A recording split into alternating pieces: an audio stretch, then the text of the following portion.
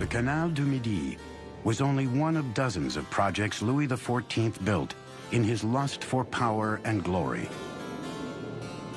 But by the end of his reign, his profligate spending brought France to the brink of ruin.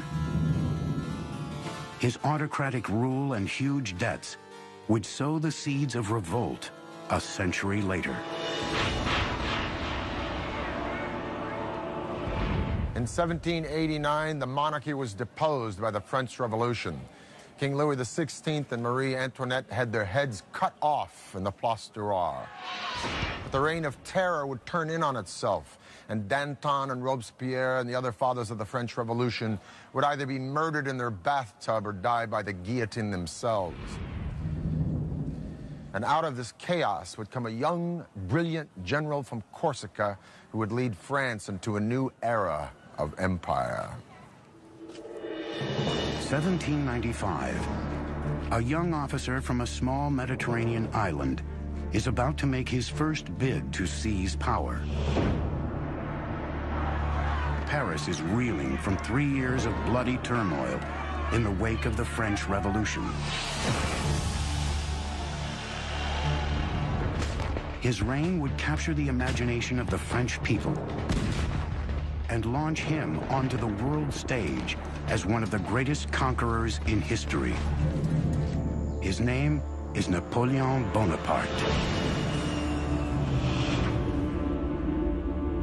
Napoleon was a force of nature.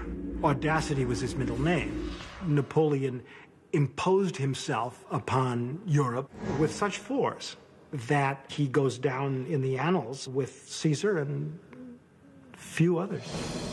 Napoleon's rise was lightning fast.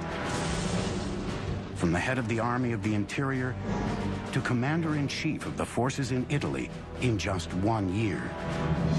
In 1796, Austria attacked French troops in Italy, and Napoleon took a disaffected and undernourished army and turned it into a veritable force. He beat Austria in battle after battle, eating up most of northern Italy, finally even bringing that serene Republic of Venice to its knees. When Napoleon returned to Paris, he was a star, and then he started to take over. But believe me, after 10 years of the blood and guts of the French Revolution, the people of Paris and France were ready to say, "Praise the Lord." In 1804, Napoleon was crowned Emperor at Notre Dame. It is said there's a preparatory drawing of Jacques-Louis David of the event where Napoleon's taking the crown from the Pope and crowning himself. He also turned to his brother and said, "If Daddy could only see us now."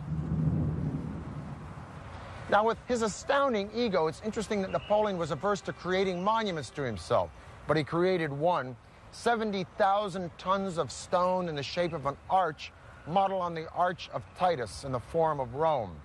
It would be called the Arc de Triomphe.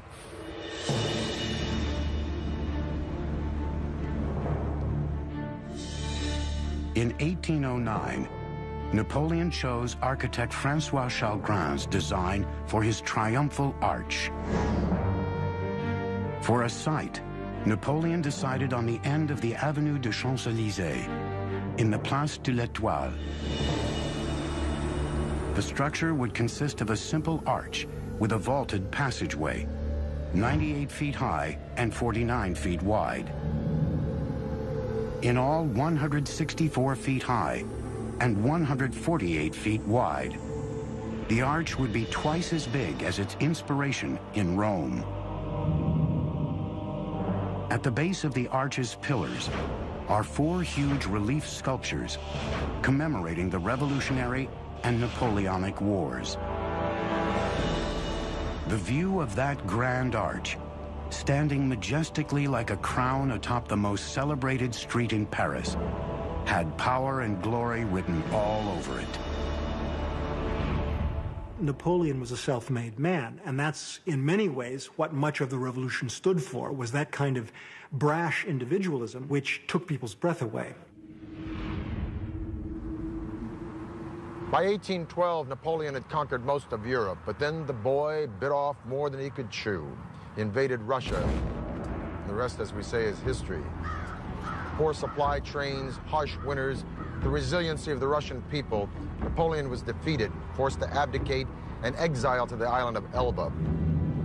But he escaped, and enjoyed a short reprise of power we call the 100 Days, before he was defeated at Waterloo and exiled again, this time to St. Helena, and for good.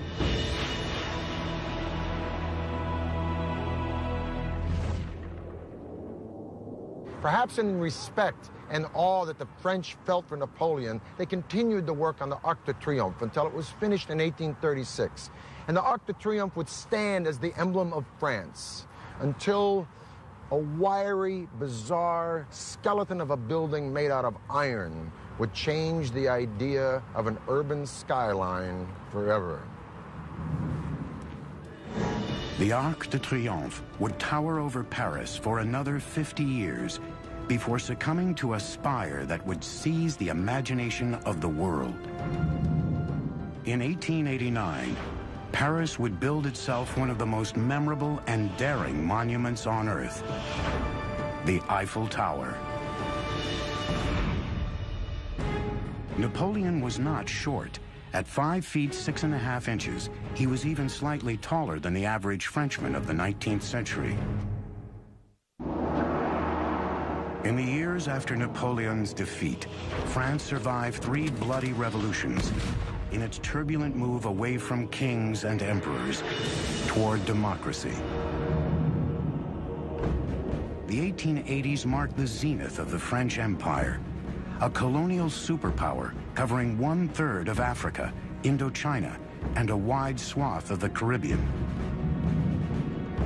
The International Exhibition of Paris of 1889 was designed to celebrate the centennial of the Revolution and establish a new era of power and glory for France. The French government chose a grand centerpiece for the expo, an epic 1,000-foot tower, a bold symbol of optimism and self-confidence. The Minister of Commerce, Edouard Lacroix, saw it as a symbol of progress, where he said humanity gravitates endlessly upward. A design competition considered 100 proposals, including one from the engineering firm of Gustave Eiffel.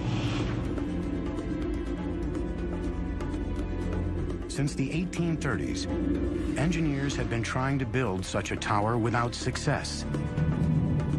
Eiffel's international reputation as a superb builder of enormous bridges and megastructures, and his elegant design for the tower, made him the easy winner. But Eiffel's tower didn't please everyone. As soon as his design plans were made public, there was an enormous outcry from Parisian artists and intellectuals. It was claimed that it was ugly, it was industrial, it was useless. It was a travesty to the Parisian landscape, which contained all sorts of wonderful classical structures. Today we take the Eiffel Tower for granted, but if you think about it in its time, this thing was pretty bizarre. Gustave Eiffel was about to transform the concept and appearance not only of a civil structure, but an entire city skyline. This thing was going to be the forerunner of the skyscraper, and a lot of folks in Paris didn't dig it. Just like 100 years later, they didn't particularly like the pyramid from IMP in front of the Louvre. But with the Eiffel Tower, it wasn't just the city do-gooders, but serious architects and writers voraciously lobbied against it. Guy de Maupassant supposedly said, "I'll eat there because it's the only place in Paris where I don't have to look at the thing." The tower would be 985 feet tall, the tallest man-made structure in the world.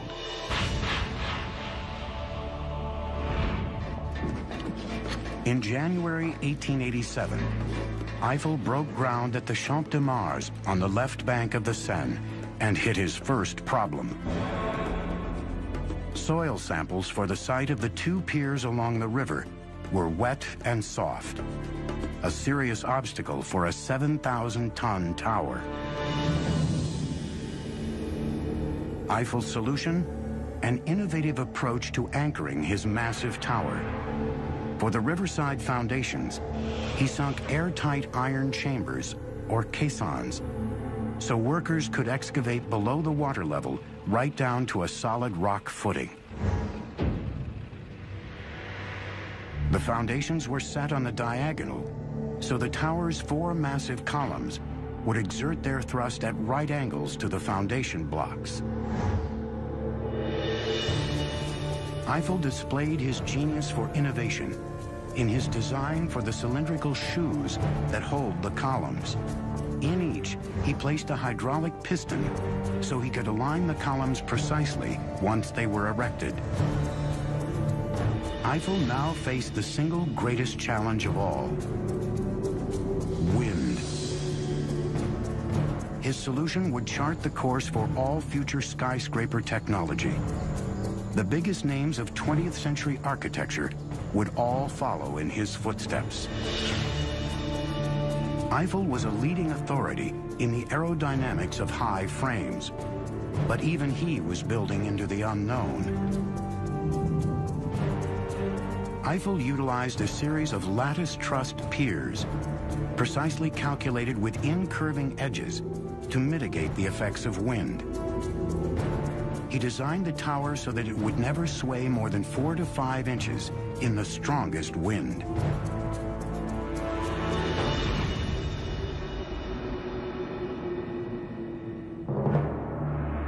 On July 1st, 1887, the tower began to rise. Huge pieces of the iron structure were hoisted into place by steam-powered cranes. 2/3 of their rivets were inserted in the shops to allow quick assembly on the site. Now, one of the ways in which Eiffel did things rapidly was to prefabricate parts. He was a master at organizing his projects. Eiffel's streamlined construction paid off. In contrast to the decades it took to construct earlier large monuments, or nearly 2 centuries to build Notre Dame, Eiffel's tower was completed in only 22 months with just 300 iron workers. When it was completed in 1889, Gustave Eiffel's masterpiece replaced the Great Pyramid of Giza in Egypt as the tallest structure in the world, a record it retained until 1930, when it was surpassed by New York City's Chrysler Building. What's wonderful about the Eiffel Tower is that it so horrified the French for the first few years after it was built. It reflected French technological modernity, architectural audacity that did not lay well with some of the traditional elites. And today, it's now regarded as simply beautiful. On June the 21st, 1889, the Eiffel Tower was open to the world. Gustave Eiffel conducted personally guided tours for many celebrities and royals, including Buffalo Bill, the Shah of Persia, the King of Siam, the Prince of Wales, even Thomas Edison. Young women bought dresses called Eiffel climbers. The tower was the hit of the exposition, attracting almost 2 million people. Gustave Eiffel had financed almost 80% of the tower in exchange for the proceeds from all the concessions. He got his money back within a year, and the tower eventually made him a very rich man. The Eiffel Tower symbolized an ideal Republican society. That is, the towers made up of many small pieces that interconnect and mutually support each other, all people from all walks of life mutually supporting each other in a democratic government, holding up the republic and moving it forward.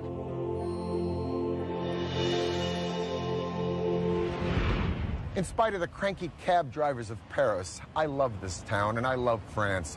And then again, cab drivers are cranky anywhere.